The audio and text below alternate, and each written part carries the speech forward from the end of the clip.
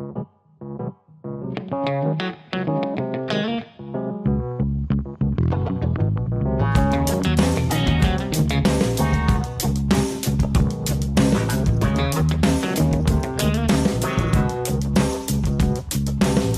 Guy, welcome back TV Spoilers. The disappearance of Dominic was not an isolated moment of horror, but the culmination of a series of fractures that had been quietly forming beneath the surface of Abby and Devon's carefully maintained sense of control. Dominic, the child born of love, compromise, and emotional complexity, became the center of a crisis that exposed every unresolved fear, every buried resentment, and every unspoken doubt between the two people who shared responsibility for his life. What should have been an ordinary moment in a public park turned into a nightmare that shattered their reality and redefined the meaning of safety, trust, and blame. When news broke that Dominic had vanished, panic did not arrive gently. It struck Abby and Mariah with immediate, paralyzing force. For Abby, the terror was primal and absolute, the kind of fear that stripped away logic and left only the raw instinct of a mother who could not locate her child. Every second without Dominic became unbearable, each unanswered question amplifying the sense that something irreversibly wrong had occurred.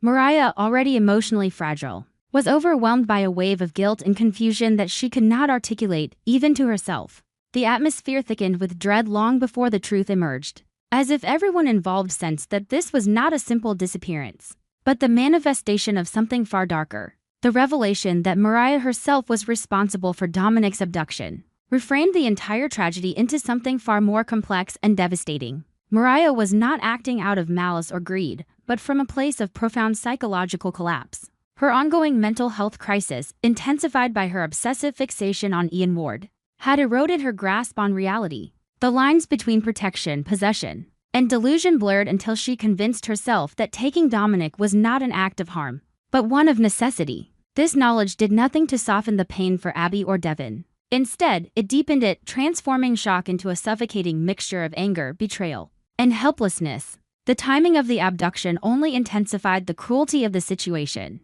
Although Mariah's actions were set to unfold on Friday, January 22nd, Abby and Devon would not realize Dominic was missing until the following week. Those lost days became an invisible wound, one that haunted every subsequent decision they made. The knowledge that time had been stolen from them, that precious hours had slipped away while Dominic was already gone, became a source of relentless self-reproach. Each moment they replayed in their minds felt like a failure, each assumption a mistake that now carried unbearable weight. As the search for Dominic began, Abby and Devon were forced into constant proximity, united by desperation but divided by unresolved tensions.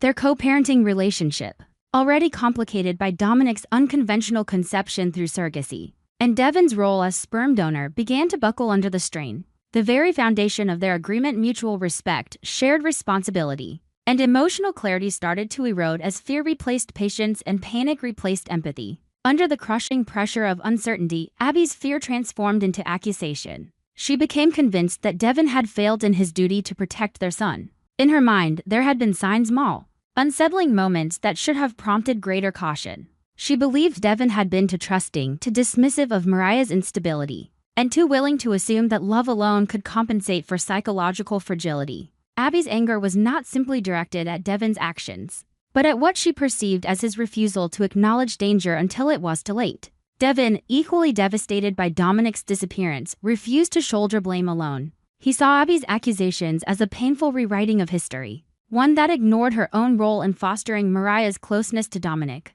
Devon believed Abby had been emotionally invested in Mariah from the very beginning, blinded by loyalty and affection that prevented her from recognizing the severity of Mariah's mental health decline. To Devon, Abby's outrage felt selective, a way to externalize her guilt rather than confront the possibility that they had both missed something crucial. The conflict between them escalated quickly, not because either wanted to fight, but because neither could afford to be wrong. Each accusation became a defense mechanism, a desperate attempt to survive the crushing sense of responsibility that threatened to consume them. Abby and Devon were no longer just parents searching for their child. They were two individuals locked in a psychological struggle over culpability, control, and moral failure. The more they argued, the clearer it became that their anger was rooted in fear for that they had failed Dominic in ways that could never be undone. As hours turned into days, the emotional toll became impossible to ignore. The relentless uncertainty surrounding Dominic's whereabouts magnified every insecurity. In their relationship, moments that once symbolized cooperation now felt fragile and conditional. Every decision was second-guessed, every silence interpreted as judgment. The shared goal of finding Dominic remained intact, but the emotional unity required to sustain that goal was steadily disintegrating. Both Abby and Devin were painfully aware that their cycle of blame was becoming destructive. Beneath the accusations lay a mutual recognition that desperation was driving them into a spiral, with no clear exit, yet acknowledging that truth did not make it easier to stop. The fear of losing Dominic overshadowed everything else, leaving little room for compassion or introspection. Each believed that if they stopped fighting, the full weight of their helplessness would collapse in on them. The absence of Dominic became more than a physical loss. It evolved into a psychological presence that haunted every thought and conversation. His disappearance exposed the fragile illusion of control they had built around their lives. No amount of wealth, influence, or preparation could protect them from the reality that something precious had slipped through their fingers. The knowledge that Mariah, someone they trusted and loved, was at the center of this crisis made the betrayal feel deeply personal and impossible to rationalize. As the search intensified, Abby and Devin stood at a crossroads. They could either find a way to confront their shared responsibility and rebuild their fractured partnership, or allow their mutual resentment to permanently destroy the fragile balance they had created for Dominic's sake. The tension between them remained unresolved, hanging heavy in the air, as each quietly wondered whether their relationship as co-parents could survive, even if their son was brought home safely. And just as they began to grasp the depth of the damage already done, an unsettling realization emerged on that neither was ready to face. The longer Dominic remained missing, the more it became clear that finding him might not be the end of their nightmare, but the beginning of an even more devastating reckoning, one that would force them to confront not only what Mariah had done, but what they themselves were willing to sacrifice when the truth finally came to light. The decision Abby and Devin made to search for Dominic on their own did not come from confidence or courage, but from desperation so complete that it erased every rational alternative. By the time they chose to act, trust in institutions had already collapsed under the weight of fear. The police felt too slow, family intervention felt too distant, and every minute that passed without Dominic felt like an irreversible theft. In that emotional vacuum, Abby and Devin convinced themselves that only they could save their son, even if doing so meant stepping into danger they were not prepared to face. There was something almost unsettling about how quickly they aligned on this choice.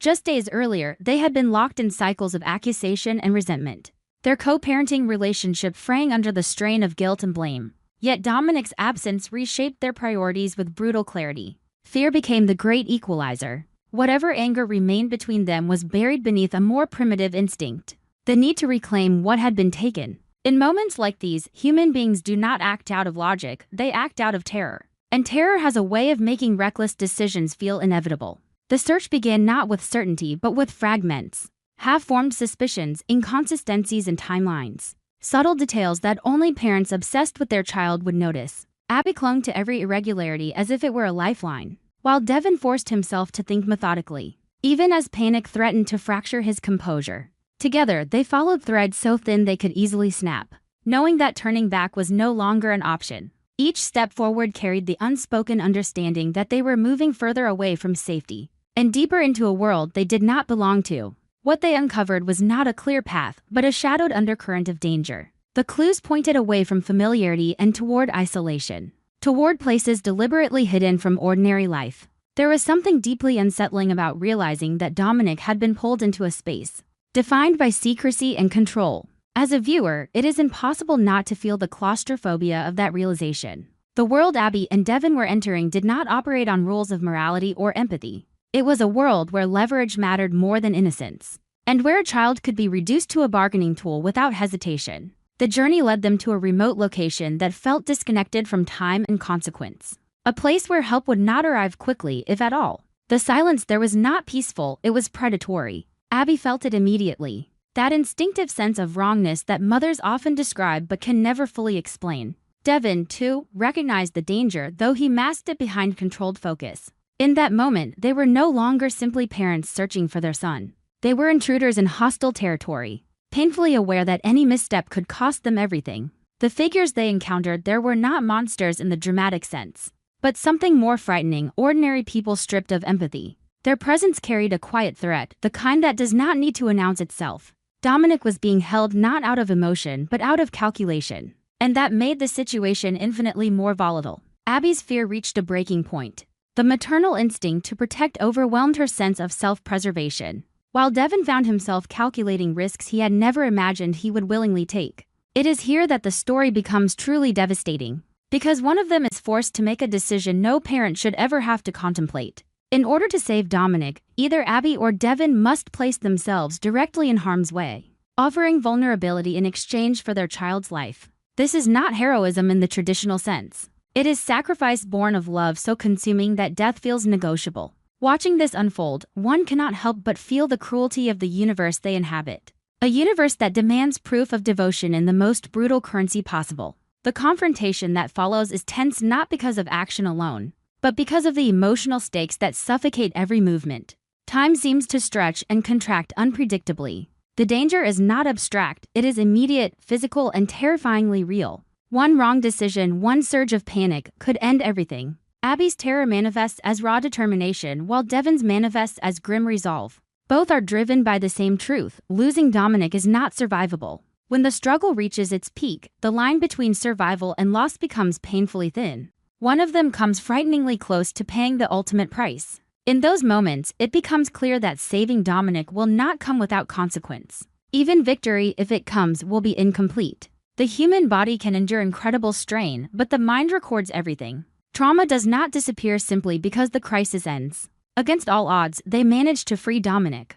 The relief that follows is not explosive or triumphant, it is fragile, almost disorienting. Holding him again does not erase what has happened. It only confirms how close they came to never doing so. Dominic is alive, but the experience has already begun to carve itself into his future, into the way he will one day understand safety and trust. Abby and Devin feel this instinctively, even if they cannot yet articulate it. Physically, the damage is visible. Injuries serve as tangible reminders of how far they were pushed. Psychologically, the wounds are deeper and far less manageable. Abby's fear does not dissolve with rescue, it transforms into hypervigilance. A constant awareness that the world is capable of taking her child without warning. Devin carries a different burden, one rooted in the knowledge that he was willing to gamble his own life, and still wonders whether it would have been enough. In the aftermath, something fundamental shifts between Abby and Devin. The shared trauma binds them in ways arguments never could. They have seen each other at the edge of collapse, stripped of pride and certainty. That bond is real and unbreakable, but it is not purely comforting. It is forged in fear, and fear leaves a residue. Their connection is stronger, yet heavier, charged with memories neither can fully escape. As a viewer, I find this arc profoundly unsettling because it refuses to offer clean resolution. Dominic is rescued, yes, but the cost lingers in every glance, every silence. The story does not pretend that love alone is enough to undo trauma. Instead, it acknowledges a harsher truth. Some experiences permanently alter the emotional landscape of a family. Abby, Devin, and Dominic move forward together, but not unchanged. And perhaps that is the most haunting part of this journey. The danger did not end with Dominic's rescue. It merely shifted shape. What Abby and Devin do next, how they live with what they have endured, and whether this shared ordeal ultimately heals or fractures them further remains uncertain. Because in Genoa City, survival is never the end of the story, it is only the beginning of consequences no one is ever fully prepared to face. On our TV Spoilers channel, I always seek content inspiration for each video by compiling short video clips to analyze and offer my personal opinions. This channel specializes in analyzing, theorizing, and discussing plot points in the Young and the Restless series from the perspective of a longtime fan. Through this, viewers can gain deeper, more objective, and more interesting perspectives. Subscribe to the channel to stay updated on the latest news about the Young and the Restless series.